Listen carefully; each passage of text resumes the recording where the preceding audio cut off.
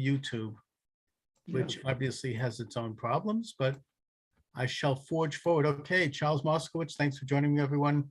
Monday through Friday, 12 noon to 1 p.m. And this program, while we are online, we also take calls. If you'd like to call in, 617-396-4958, 617-396-4958. My guest is Daniel Greenfield, and he has a new book up right now, which is very topical, obviously, given the events of this week, that being Disloyal, how the military brass is betraying our country. Daniel, thanks for joining me today. My pleasure. Thank you for having me back. So Daniel, your book does a good deep dive into some of the ideological issues that are sort of creeping their way into our US military and the deleterious effects of same.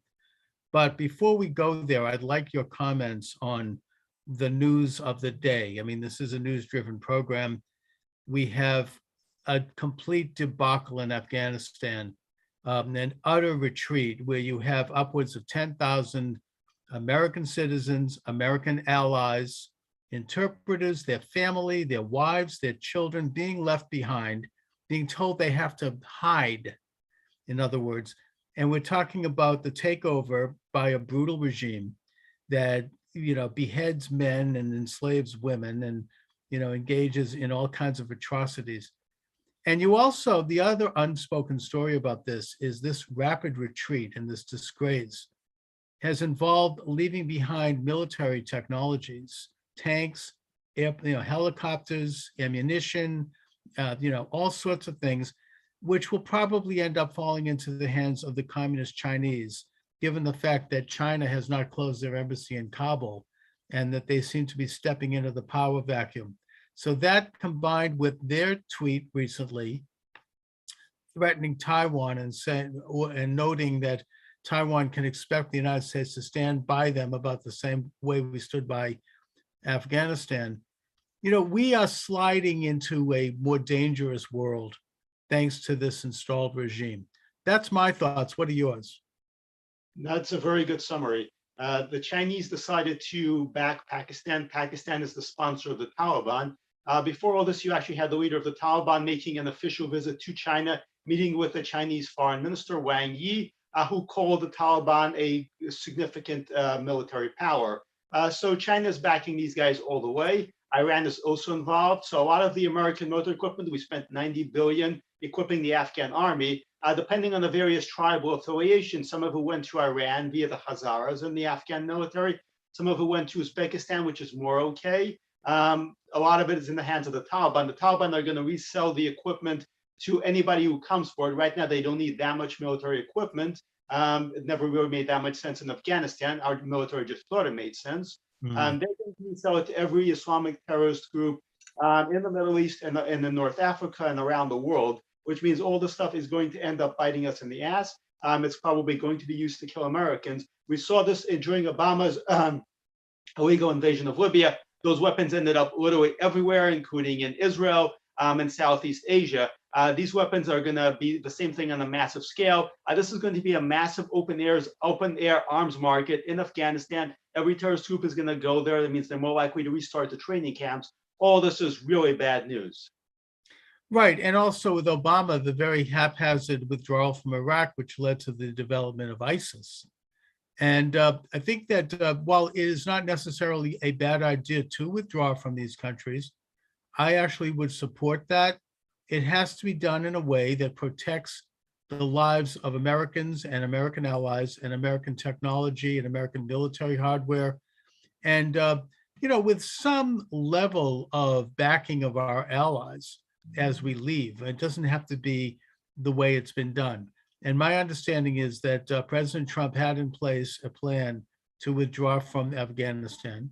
Those plans were scrapped by the incoming regime, who replaced it by, basically thumbing their nose at Trump. Say, oh, we're going to do a better job, and we're going to make a fool out of Trump, just like they did with the southern border, just like they did with inflation, just like they did with shutting the XL pipeline, and just like they've done culturally with this racist theory they're pushing down the throats of children.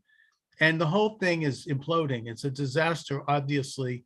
And that, I think, is further exaggerated by the fact that Trump, I don't want to say won because this is YouTube, but let's just say he did extremely well in the 2020 election. And it raises questions, all right? We have to be a little euphemistic on that topic because it's still verboten. Daniel, given the realities that the world is facing right now due to this appeasement and this retreat, your book talks about the US military at a time when we would hope that our military is prepared to defend allies as our enemies are marching forward. What are some of your findings in your book about what's going on internally in the military? What's been going on is absolutely incredible, which is what I discuss in The Soil. And this very much ties into what we've been discussing about Afghanistan, because everybody saw that hearing, a congressional hearing, where General Milley talked about how he wants to understand white rage. This was an absolutely incredible, bizarrely political scene where he's defending teaching critical race theory. And what's going on in Afghanistan at the same time? The Taliban have begun their conquering march. It's June, it's late June. The Taliban are actually beginning to seize major parts of Afghanistan. After this, it comes July, and they're really going to be on the march. But instead of studying Muslim rage, Islamic rage, instead, Milley is focused on this kind of civil war that the Democrats have set off within the United States. And why is he doing that? Because the military has gone woke. And by the military, I don't mean the men in the field. I don't mean the men who are risking their lives out there, the people who are from the 82nd Airborne, who are right now on the ground in Afghanistan trying to get Americans out. And by the way, just as a sidebar, it is incredibly mind-blowing that the Biden administration chose to evacuate the military for a photo op before evacuating the civilians.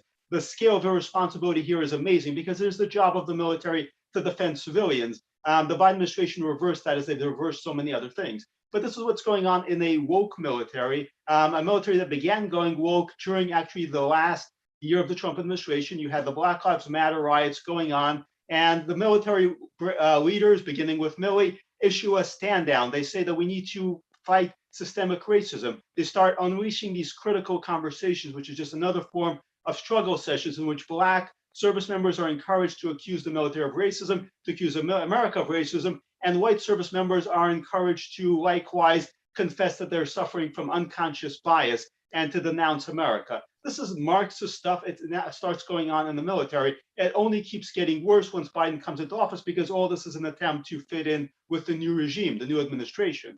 They began doing this long before the election, but they anticipated a Democrat takeover, and they were obviously completely correct. And at that point, they start dismantling the military's effectiveness, which again, I chronicle in The Soil. And once they start doing that, the Taliban are able to easily operate with absolutely no resistance, no interference, because the military brass, they're not thinking about Afghanistan, they're not thinking about Iran, they're not thinking about China. What they're thinking about is defending democracy, their word, defending democracy. It is not obviously the job of the military to defend democracy. Their allegiance is supposed to be to the Constitution. When you talk about defending democracy, you're really referring to the defense of the Democrat Party. And we saw post-election an unprecedented event, the militarization of Washington, D.C. You have the military deployed for months on end in Washington, D.C. to deal with a threat that never actually materializes. It's effectively a kind of a prelude to a civil war.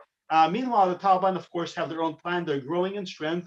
And while Milley and the service branch chiefs are focused on fighting systemic racism and fighting Republicans, the Taliban are focused on taking Afghanistan. First of all, if they really actually cared about Black men and women, they would have helped stop these riots last summer, which looted Black businesses, burned Black neighborhoods. Maybe they would have given some advice with regard to the rise in crime in Black communities, particularly in Chicago and St. Louis and in New York, where you had Black people being shot at unprecedented levels, I think more than in a generation, particularly including children. Maybe if they actually were concerned about white rage, as they call it, they might have taken a look at the predominantly white Black Lives Matter and these thugs and how they've terrorized Black people all over the United States and Antifa, instead of maybe giving them all a pass because they're the shock troops of the Democratic Party. Now, you mentioned Joint Chiefs of Staff head Mark Milley. My understanding is, first of all, that he, I'm not trying to disparage here, but he is not a graduate of West Point. He didn't go to military academy. He went to Princeton. He is a political hack. He is, like a left-wing crony. He's talked about spending hours studying Marxism in college, and that was very worthy for him. This is somebody who seems to me, besides being a change agent, who is not concerned with defending the republic, not democracy. The military's job isn't to defend democracy. That's the job of elected politicians. Their job is to defend the federal republic from an invasion, a foreign, that's what the military is there to do. But instead of doing that, he's engaging in and aiding Marxist race theories, which are very reminiscent of the kind of race theories that the Nazi socialists were pushing in the 1930s. Absolutely. It's a huge crisis. It's a crisis of confidence. And yes, Milley is very much a product of the Ivy League. He's a product of Columbia. He went to Belmont Hill, which is a posh prep school.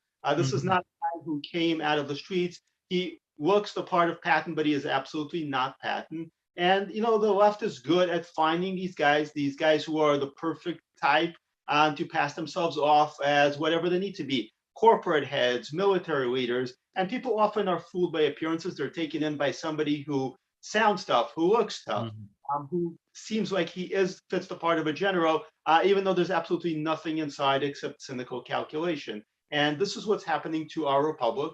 This is the attack that's coming from within. The military was the most trusted institution before all this. It was in poll after poll. This was the institution that most people thought they could trust, that they could put their faith in. And of course, this is the one that the left tries to take over. And also, I think it's a matter of public record that Mark Milley openly rebuked the president of the United States, Donald Trump, for going out and exercising a political show of force by standing in front of St. John's Church after it had been burned and looted by these radicals. Now, St. John's Church is across the street from the White House. Every American president, with one exception, since James Madison, has attended service there, the one exception being John F. Kennedy, because he's Catholic. And it was, it's a cherished national symbol and landmark that was looted and burned. President Trump went out there to say, we're not going to take this, we're going to stand up to this. And Mark Milley went out and not only publicly rebuked the president for doing this, but I wouldn't say he lied, but it turns out later that that the president had not called for, like the tear gassing that was done by local police in DC, and that it wasn't exactly portrayed as it happened. There's also released documents which show that in the final weeks of the Trump administration, he was considering a military coup d'etat. So, we're not talking about somebody who actually understands democratic principles within the context of our federal republic. But you're saying that they're implementing critical race theory, which is also being implemented in our schools. It is becoming like the doctrines that we're to expect to accept socially. And it reintroduces a very virulent kind of racism where it doesn't need to be. If we want to address race disparities and problems in this country, fine. There are better ways to go about it than this collective approach where people are segregated and taught to hate each other and fear each other. That to me seems to be quite the opposite. It is the opposite. Critical race theory is an incredibly destructive doctrine. Most Americans support civil rights. Critical race theory is not civil rights. It's Marxism applied to races. It pushes equity instead of equality. It says that racism is permanent in America. It's permanent within white people, that it's inherent to white people, that there's no way to reform America, to make America less racist without destroying America. To the extent an institution, a country, anything has been built by white people, it's racist, which means the only way to make America less racist is to continually destroy it, to take over institutions, to remove their purpose, to engage in a permanent cultural revolution.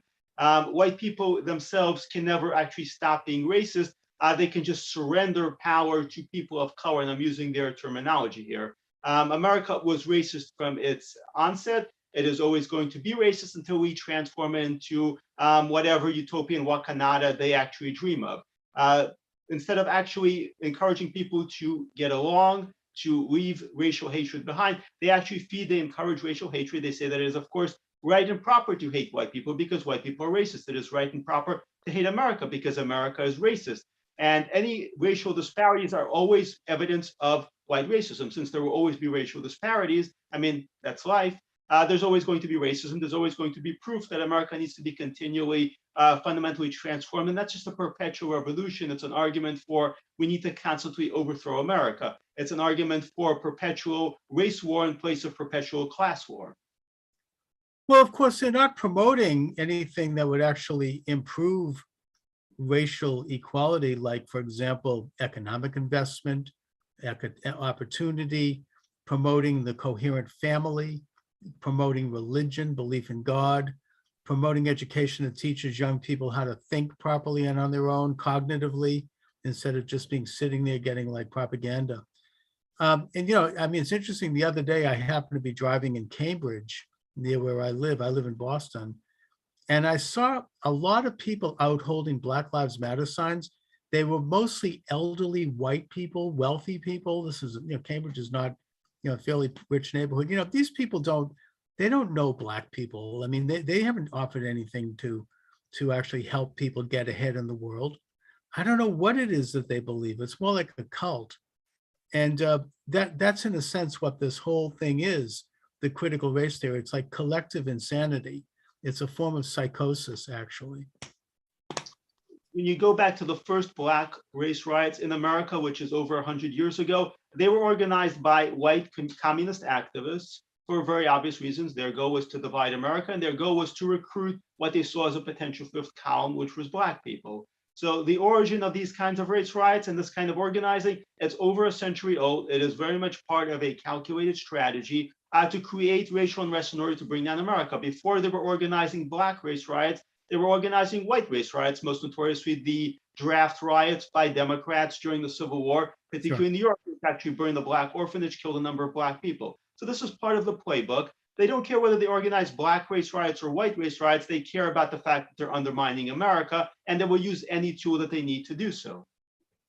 Well, they've always been involved with trying to kill Black people in order to create racial conflict, and all the way from the 60s riots that destroyed American cities, almost to the point where several of them never returned quite well, like Detroit, right up till last summer when they started burning the same neighborhoods and killing the same Black people.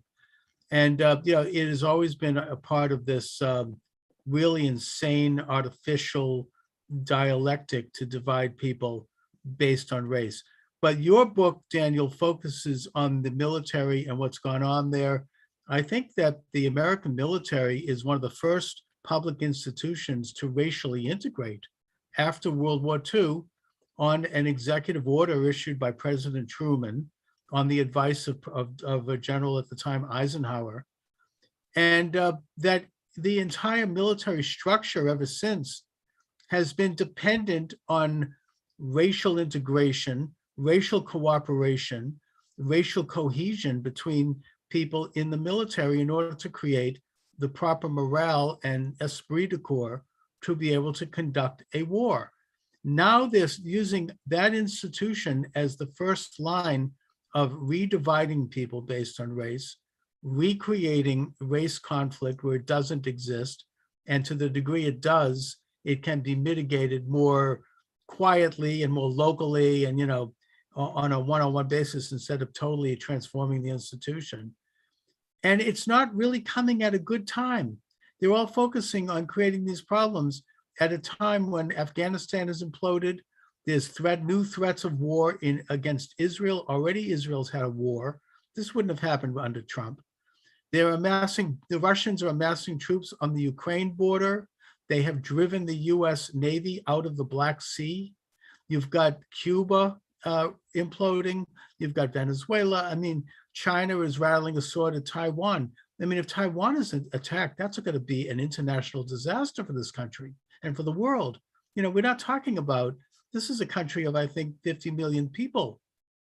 And they're focusing on this crap. I mean, it's really something that I hope anyone, even on the left, who has maybe a few scruples of conscience and sanity left, is going to wake up and see that the incredible danger that this presents to us and to the world.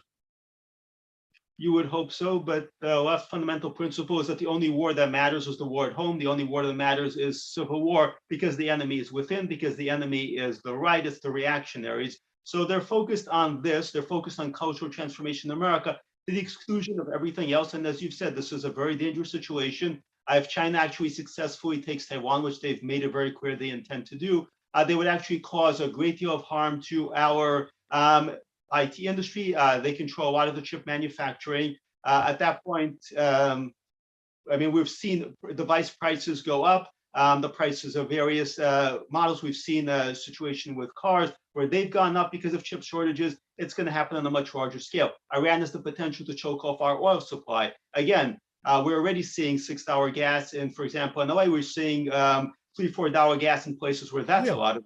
We're back to an energy deficit that had been wiped out by Trump. Exactly. So, and we're seeing inflation now rear its head. They want to deny that, and they really want to try to blame Trump for that. But now the cost of hamburgers gone up, the cost of gas has gone up, the cost of all commodities have gone up for working people. This is going to affect working people, especially people on fixed incomes. And what they've done is they've continued to blow up the debt and basically borrow money from the Fed at interest and use the money to pay off their various leftist friends. All these left-wing organizations and foreign dictators have been waiting for this. I mean, they're just grabbing up all of our resources while the rest of us are stuck holding the bag. Exactly. And they were claiming that everything was fine because the stock market was still going up and consumer confidence seemed to be rising. Now we're actually seeing a decline on consumer spending because people are reacting appropriately enough. People were spending money because they were just handing out money. They were handing out free money. Now we're seeing the inflationary cycle. Now we're seeing prices go up. People are going to cut back on spending, and we're actually going to be in a real trouble. Right. And now you have Janet Yellen wanting to raise the debt ceiling. Okay, my guest is Daniel Greenfield. The book is Disloyal: How the Military Brass is Betraying Our Country. Your book is available at Amazon Books and elsewhere, and at the David Horowitz Freedom Center website. So, Daniel, the Department of Homeland Security recently sent out a completely unfounded declaration that domestic terrorism may emanate from people who question the 2020 election. In other words, people like me, and I have no problem saying that, and anybody else who might be too conservative, that somehow we are terrorists, that we pose a terrorist threat. There's absolutely no basis for that at all. It's a complete false narrative. But what worries me worse than the fact that our federal government is stating this is whether or not the Department of Homeland Security has any interaction with our Defense Department, and if so, what is it? We're seeing the same thing that we saw under Obama, which is we saw it under Clinton for that matter, the politicization of national security, of domestic counterterrorism efforts. This is what led to spying on President Trump and his associates. This is what led to the militarization of Washington, D.C., literally, when the Biden administration decided to send in the National Guard and have them stay there for months to deal with an imaginary threat.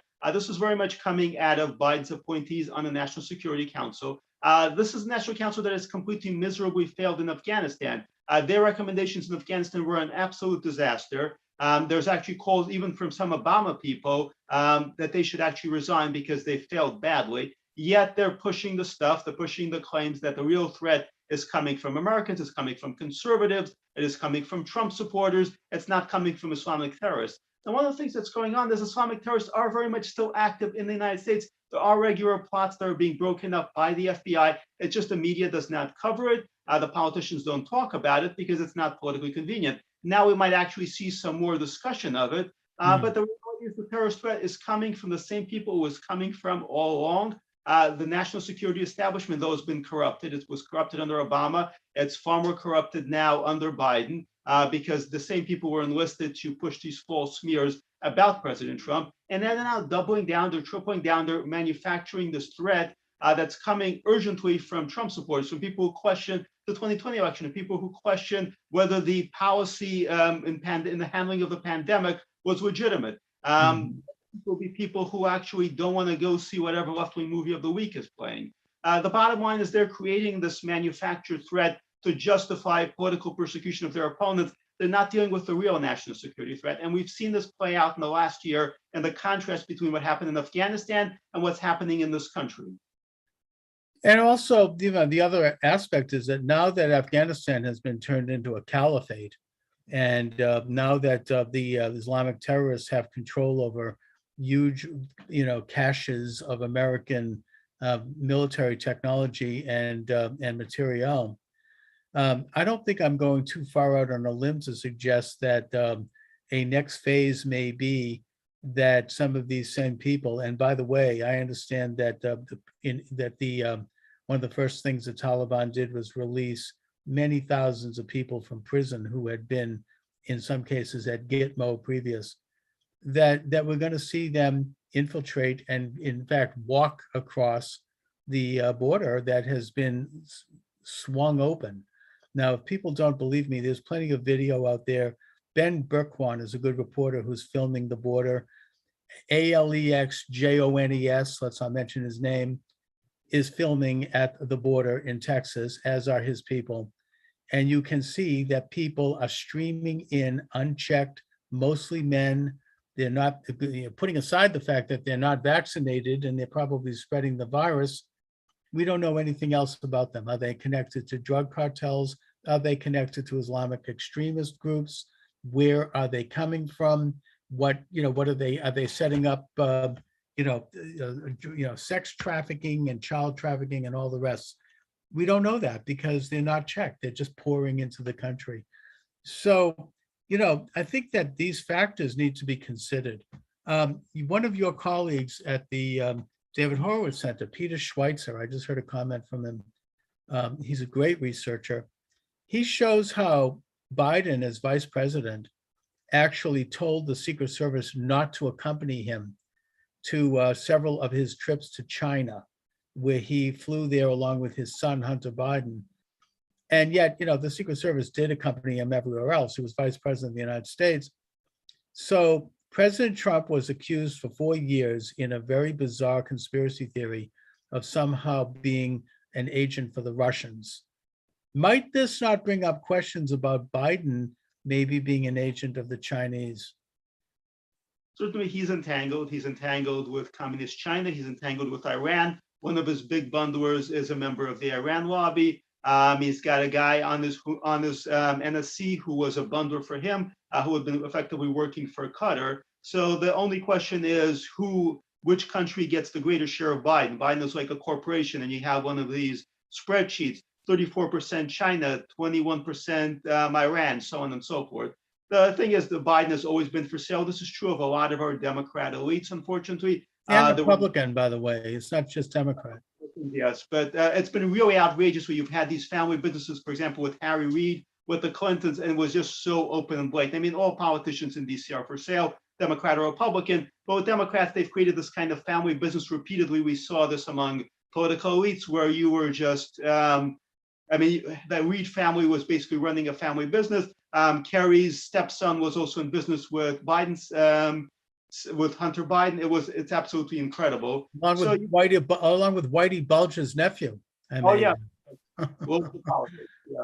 So it's very incestuous and it's very corrupt. And I wonder how long it makes me wonder, and I'm not going to comment, I'm not going to answer this, but I wonder when the Clinton Foundation is going to start raising money to help the Haitian earthquake, right? I mean, what did they build 3 houses over there after raising billions of dollars? The more money they raise for Haiti, the worse Haiti gets. Yeah, exactly. And I remember during the 2016 campaign, Haitians were protesting outside of that office, and it was completely ignored by the press. Very, very corrupt, really rotten. And this is what has essentially taken over our government. I don't want to get into the details of how that happened because that subject has been verboten. People who are watching this know what I'm talking about. So Daniel Greenfield, back to your book, Disloyal, How the Military Brass is Betraying Our Country. Talk a little bit more specifically about how this is being implemented over there, because the military really is a canary in the coal mine in terms of how these things are going to be implemented in our United States. So the most public situation happened actually, as we were discussing recently. You had the attack on the Church of the President.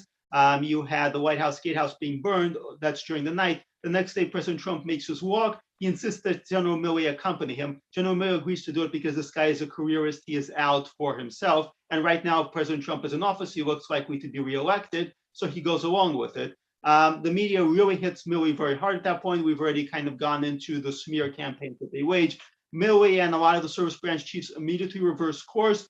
They start pushing critical race theory. They call for a stand down to hold critical conversations about racism. There's no actual racism crisis in the military. Also, as we discussed, the military was an incredible force for bringing people together. It was where a white boy from the Ozarks and a black kid from Oakland were going to surf together and actually learn how to work together. It was an incredibly non-racial, was really the Martin Luther King vision right there. Everybody was pulling together for a common cause and a common country. Now these service branch chiefs start accusing their own services of racism.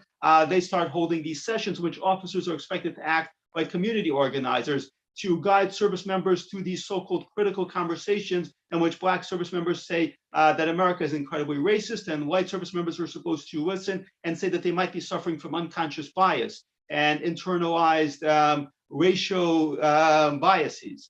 Again, these are basically Marxist struggle sessions focusing on race.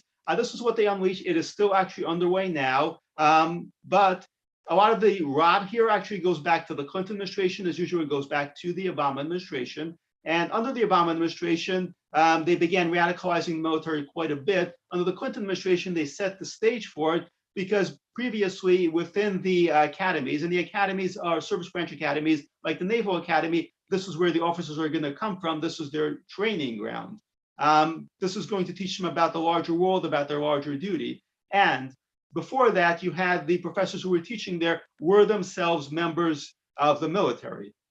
Under the Clinton administration, that changed. The same people who have been teaching in regular colleges, now they were inside, they were teaching their radical ideas inside military academies. Initially, there was a pushback at places like the Naval Academy, the Air Force Academy. There was pushback to having these guys in there, but now they are very much running the game. And now you may have come across the story of the communist cadet, the cadet who was actually showing off the fact that he's a communist. He's now actually a history instructor. This is how these people come in. Their goal is to radicalize officers the way they do on campuses. And these are going to be the future leaders of America. So they're trying to, just as what they have done in the Ivy League, they're trying to taint future military leaders the way they've tainted America's leaders at the source, at the educational level. Well, I mean, they're playing the same long game that they in the military that they play in our culture. They work their way slowly up the rat line by promoting each other quietly, and then by sort of easing out anybody that opposes, usually by attrition. And then gradually over time and over decades, they take over the institutions. I mean, it's the playbook out of Antonio Gramsci. The cultural march through the institutions is the best way to bring about communism as opposed to outright frontal revolution. So, you know, that's in a nutshell what you describe in your book, Disloyal. And they are disloyal. They're disloyal to the American Republican ideal. Daniel, your work covers the whole lot. I mean, you really are covering a lot of material. So I need to ask you, and again, we have to be careful here because this is YouTube. What are your thoughts about the present situation around the so-called pandemic and the new variant and the potential that we may have forced vaccines and forced passports and lockdowns and forced mask wearing and all of the rest? It was very interesting. Not all that long ago, Biden and various governors and leaders were claiming it's going to be Freedom Summer. We're going to reverse everything. We're going to unlock the country. We're going to end the shutdowns, get vaccinated. Everything's going to be fine. then they completely reversed it. Now, there are different trend lines happening at the same time, which is, first of all, the economic decline. We've already discussed that. They were planning on having this kind of reopening. Biden would take credit for addressing the whole pandemic. The Democrats would say that their leadership succeeded where President Trump failed, even though, of course, that is a complete lie. And they were going to be able to celebrate withdrawing from Afghanistan. All their other plans are completely collapsing. Afghanistan obviously is a disaster. The economy is moving closer and closer to being a disaster. On all other fronts, none of their policies are working, even when it comes to legislation. Everything is stalled. They're laboriously trying to make headway infrastructure bill. They had all these grand plans. They were going to pack the Supreme Court. They were going to add 2 states. They were going to eliminate the filibuster. They were going to have this kind of totalitarian one-party rule, and nobody was going to stop them. And they were going to rig the system with HR 1 to control all statewide elections. All these grand schemes ran into some problems, and some of those problems were caused by Democrats, particularly Senate Democrats, who did not want to lose their power and did not want to see a massive power shift away to these kinds of left-wing think tanks and revolutionary cells who are pushing this agenda. So they reversed course, and now the reverse of course is back to the pandemic. The pandemic worked very well for them. It was a huge political boost. It's probably why they're in the position that they are. They would not, if you have a very different 2020, we would be looking very likely at President Trump in the White House, at Republican House and the Republican Senate. Right. And we're not going to talk about exactly specifically what you mean by that, but I think that most of our listeners can read between the lines on exactly how the pandemic helped the 2020 election for the Democrats. And now they're pivoting right back to the pandemic. They're doubling down on the pandemic because, first of all, it gives them total control. They hope to have control without the pandemic. They hope to be able to say, we're going to federalize elections. We're going to lock down things in a number of ways. We're going to basically turn America into California, where we get the complete say on everything. They're realizing that's not going to happen. At least it's not happening on their timetable. They wanted everything right now. So they're pivoting back to the pandemic because that gives them a great deal of control. Even though the courts have begun to be more and more skeptical of it, particularly the Supreme Court, they're not really standing up to them in any meaningful way just yet. And so they're pivoting back to what gives them to a source of power. And they're also pivoting back to a crisis, because you need to have a crisis in order to implement radical change and to implement radical transformation. Last year, they had 2 crises. One was the pandemic. The other was so-called racism. They're pivoted back to the pandemic. I would not be surprised to see the so-called racism crisis making a reappearance yet again. You mentioned you were seeing Black Lives Matter protests in Cambridge. We had a amount of quiet for a bit. I think we might actually see a resurgence of some kind of crisis, whether it's racial, whether it's some kind of identity politics crisis, whether it's might be some incident, like a George Floyd type thing that could once again launch another campaign of murdering Black people, burning Black businesses, and looting Black neighborhoods. But I think that the pandemic, maybe if they time it right, it could eventually lead them to another situation. And I hope I don't get in trouble with YouTube for saying this. I'm not saying anything that isn't publicly known. But as you get closer to a midterm election, where it looks like it's going to be a complete bloodbath for the Democrats in both houses, and they're not going to sit and take that quietly, we might have another lockdown and another mass mailing of unsolicited ballots. Let's just put it that way, like millions of ballots suddenly sent out in the mail that are not being asked for. I'll leave it at that. We can't go there. But the point is that I guess my question to you, Daniel, is do you think the American people are going to put up with another shutdown? Do you think the American people are going to put up with forced vaccine cards? I mean, I think that if we look at other countries, they're not putting up with it. Huge rallies, millions of people in France, in Italy, in Britain, even in Canada. You have in Montreal the other day. I mean, are the American people, what are we like, have we forgotten who we are? The one reason we haven't had that much pushback is because countries like Australia, Canada, there's much more control from the top down. France, in America, really the worst shutdown measures were in blue states and blue areas where you've had pushback are places, for example, like California, where you have one party rule effectively. And as a result, people in Huntington Beach, for example, have few options. But really, in a lot of the conservative parts of the country, you were not feeling this stuff. You were not feeling the same stuff that you were experiencing in California and Florida. You're not seeing it in, Maybe because I'm from Massachusetts, I might be jaded in that way. And I mean, I suppose two tiny pieces of good news that throw a little bit of a piece of a missile at the left is the implosion of Cuomo, who was the darling of the left, and now Newsom looks like he might be in trouble as Larry Elder comes up in the world, and he very well could take the governor's office. He's a radio talk show host, a conservative. He happens to be African American. I wonder what the whites, the critical race theorists are going to think about that. I mean, isn't that a nice breach against white supremacy if Larry Elder is elected in California? I would think it is. Well, according to the left, race is a state of mind. So Newsom is much in the stage of South Central because Newsom supports left-wing policies and Larry Elder supports actually empowering individuals, black and white. But this is their entirely incoherent worldview in which race is a consciousness rather than actually anything genetic. I mean, men can identify as women, women can identify as men. Newsom is actually more black than Larry Elder.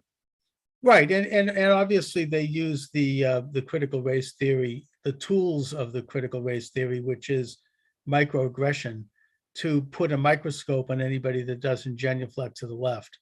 I mean, if you're not genuflecting to the left enough, if you don't bow enough to the ruling elite, you could be called all sorts of things, because in 1973, you were seen in a hotel room, and David Duke had stayed there in 1974 or through, and they'll find something under the microscope, and then they'll roll it up the flag and say you're a racist. Although, I think that they're running out of capital on that.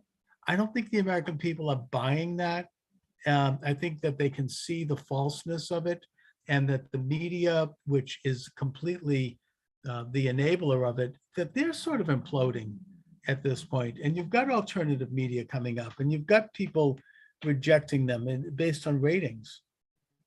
You do, you absolutely do. But it's also why they introduce a pause. They will have the summer of Me Too, then they'll give it a pause. They'll have the summer of Black Lives Matter, then they'll give it a pause and they'll reboot it. You'll have the pandemic lockdowns, and then they'll open things up and then they'll reboot it. So you have a kind of a cycle. You need to give people a little bit of breathing room, because if you do it for years on end, Americans are certainly not going to put up with it. And this is also what we've been discussing recently. Americans are going to push back if you do it too much. But if you actually go in and out, then people are more accepting of it. You give people 6 months and they forget about it. And then they suddenly, well, this is new again. This is a new crisis. We've had this new shooting. Because as one of the Alinsky rules say, you've really got to stop going for something once it becomes a drag. Once the pandemic, once Black Lives Matter, once Me Too becomes a drag, they drop it for a bit, then they pick it up again. That's right. I'm getting a comment here from TikTok. Someone says Larry Elder is not talking about investigating voter fraud. Give him a break. He's running in a very liberal state. It's if he just the fact that he could win there is enough. Let's not be purists here. Let's talk about real politics. We need him to win. Then we'll worry about voter fraud once he's won. Then you have a position where these sorts of conversations could be had. But you have to recognize the atmosphere where they're in. Maybe I seem like I'm being a little bit compromising here, but in a way, we have to play a counter Fabian game. Just like they're moving forward in decades, we have to also be careful to move forward given the conditions. I know I almost sound like Marx, in the Communist Manifesto. You have to look at the conditions of the society you're operating in and, kind of work with that. So I think that in that context, Larry Elder is superb and he should be supported. Anyway, Daniel, so, just, recap your book, because I'm sort of reaching toward the end of the segment here. So your book again is Disloyal: How the Military Brass is Betraying Our Country. So these are profiles of some of the branch leaders. It's a profile of Milley. It's a profile of the larger trend that's happening within the military, including at the service branch academies. And it actually, one of the really important chapters actually focuses on the myth of systemic racism, because the military transformation has been driven by this false claim of systemic racism. Now, There's this claim that Black people, that minorities are particularly disadvantaged in the military, that they're under extraordinary stress, that they're facing systemic racism. Now, most people know we have an incredible crisis of suicides within the military. So many people who have come, who have gone to places like Afghanistan, who have seen their bodies blown up, who have come back wounded inside, outside, and they've come and they've committed suicide. These numbers are absolutely horrifying. They're far, far larger than the general population. But you know who's actually committing suicide disproportionately? White men. White men, the crisis of military suicides is a crisis of white men. They're the ones committing suicide. And it's not just because white men make up more of the military, because per capita, white men are far more likely proportionally to commit suicide. That's, by the way, true in civilian life also, but it is very much true in the military. Systemic racism claims that racism is a huge threat to Black people, to minorities, that they are the ones the most under stress. Yet what we see is the people in the military who are the most under stress, who are suffering the most, contrary to what Milley, contrary to what Air Force Chief of Staff Brown, to what Michael Gilday in the Navy, to what any of these branch chiefs are saying. White men are the ones who are actually under the most stress in the military. They're the ones being ignored. They're the ones dealing with the hardest crisis. And on top of that, they have to deal with being accused of racism because of their public service, because of everything that they gave to our country. And that is something we need to remember. So many veterans are coming home. So many veterans who are home are feeling defeated. They're feeling beaten. Some of them are feeling suicidal.